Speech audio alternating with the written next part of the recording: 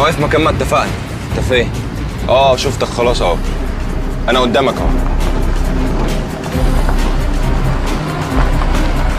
عدي غلوش واقطع الطريق ورانا.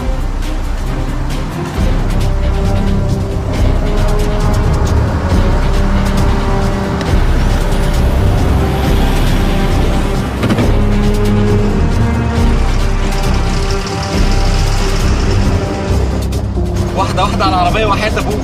انا ابويا هيموتني. طالما كده هتاخد العلقة، خدها وانت عامل مصيبة احسن.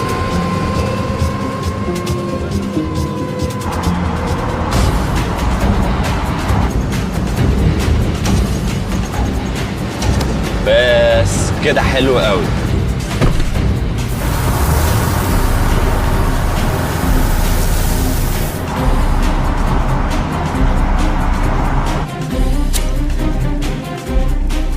على الله ان شاء الله.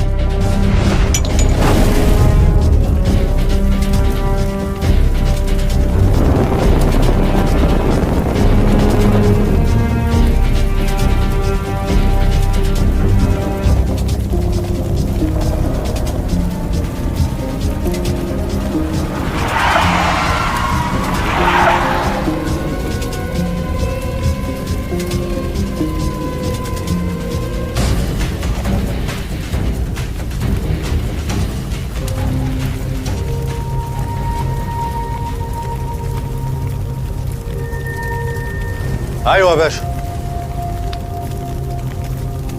يلا مستني ايه؟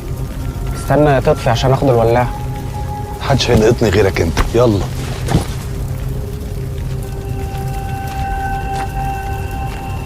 وانتوا عبيتوا ايه؟ بنزين 80 ولا 90 ده؟ 92. لا 95. انتوا خلصتوا الفلوس يعني كلها على البنزين.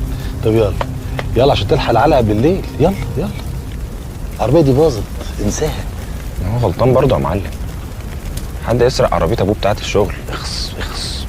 خلاص بعتوني دلوقتي.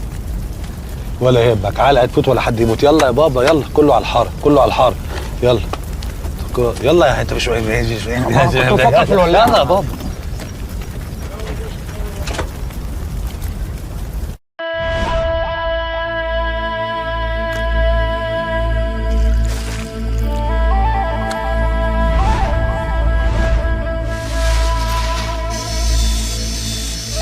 قلت له ايه؟ ازاي هرب منكم؟ معلش سامي معاكم بعدين. ايه اللي حصل يا جندل؟ متقلقش يا شداد، كله تحت السيطرة. لا ده نقلق واقلق. ده انتوا حطيتوا شقة العمر كله في كيس واحد، واديك وشك مصفر وشم ريحة ان شقانا راح. لما اخويا الجنتل يقولك ما تقلقيش يبقى ما تقلقيش يا عدول. اديكي قلتيها، انتوا اخوات في بعض. ايه اللي يضمن لي ان اللي جرى مش حوار وقلبتونا في ماليتنا وشقانا؟ عيب يما عدولة، هو في بيننا مالنا ومالك؟ من يوم مامك مدت بحور الغل ونارها من سعادة حطوا لدي الجلابيتي وبتحرق. احنا في ايه ولا في ايه؟ سيبكم من كده النسا والكامل الفارغ ده. خلونا نشوف حكاية البضاعة اللي الواد ده خدها وفلق. ما تخافش يا خالد، البضاعة هتيجي لحد عندنا. الواد ده ما يعرفش انه شايل معاه مخدرات، وان كان هرب من رجالتك هرب فاكر انه قاصدينه، عايزين منه السمك. الواد ده ما بيفكرش الا تحت رجليه يا خالد.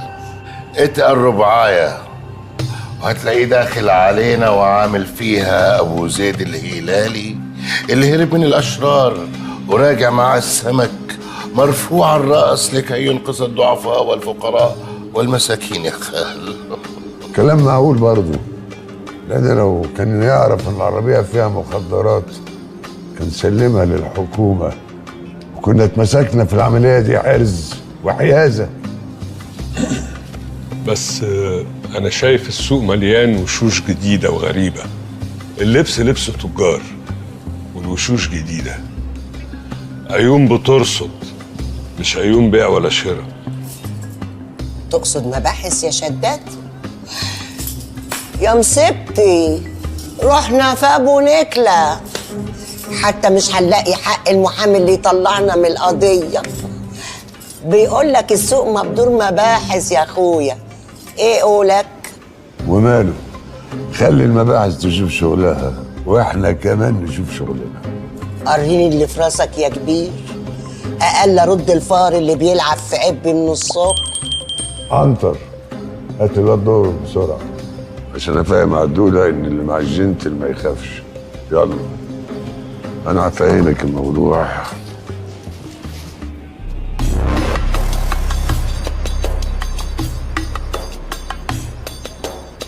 فين؟ ورطة عيال. اخص عليك يا شداد، بقى راجل من رجالتنا ما نرضيهوش بعد ما ربنا كرمنا ورضانا. حقيقي اخص عليا.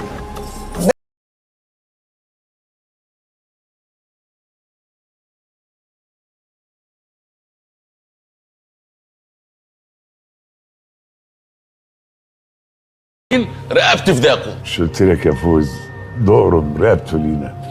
اخويا الجدع جربنا يا كبير وجرب مرجال الدقرم وروح في داكو، روح في داكو يا معلمين. الحكايه مش هتوصل لقطع رقابه يا دقرم، لا هي كل الحكايه كام سنه سجن. ومحلك مفتوح وبيتك مفتوح والاشياء معنا. انا مش فاهم ايه القصد والنية يا معلمين، هو في ايه؟ ده معلم دقرم واحنا هنفهمك كل حاجه. اخويا لو مكتوب عليك علقه هننصصها مع بعض. ابوك بيكبر لي وهيسمع مني. يا كريم، كريم انشف ما تخافش، انا هفهمه كل حاجه. انشف. تسرق مفاتيح العربيه من جنبي وانا نايم؟ حرام عليك، انت مش عارف ان العربيه دي حكومه؟ يعني عهده عليا، عايز تسجن ابوك؟ والله العظيم قلت له كده لحد ما صوتي اتنبح. يا كريم ما يصحش تاخد عربيه شغل ابوك، هعلقك تاني. ما تسمعش كلام. ليه يا ابني كده ليه؟ وحياة النبي يا عم مصطفى ما تكسرش كلامي، وغلاوة ابويا عندك ما تمدش ايدك عليه، ولما المعلم يجي هيفهمك كل حاجه. بس يا منعم يا ابني، انا عارف هو غلطان من ساس الراس، بس هنعمل ايه يا عم مصطفى؟ انا هشدهولك. يبقى اسمع الكلام بعد كده. لما اقول لك ما يصحش تاخد العربيه من ورا ابوك تسمع الكلام. عندنا دي يا عم مصطفى، ولو كررها تاني نربطه في العربيه ونسحله في الحاره. ماشي، ربنا المستعان.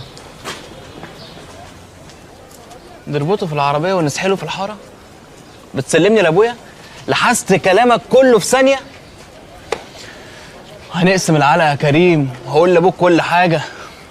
انا غلطان ان انا وقفت جنبك يا ابني افهم، خير وسيله للدفاع هي الهجوم. ابوك شايط دلوقتي، ولو نويت اطفي ناره هيحرقنا احنا الاتنين. فانا قلت اولعها وادوس عليك فيكبر لي. فاهم؟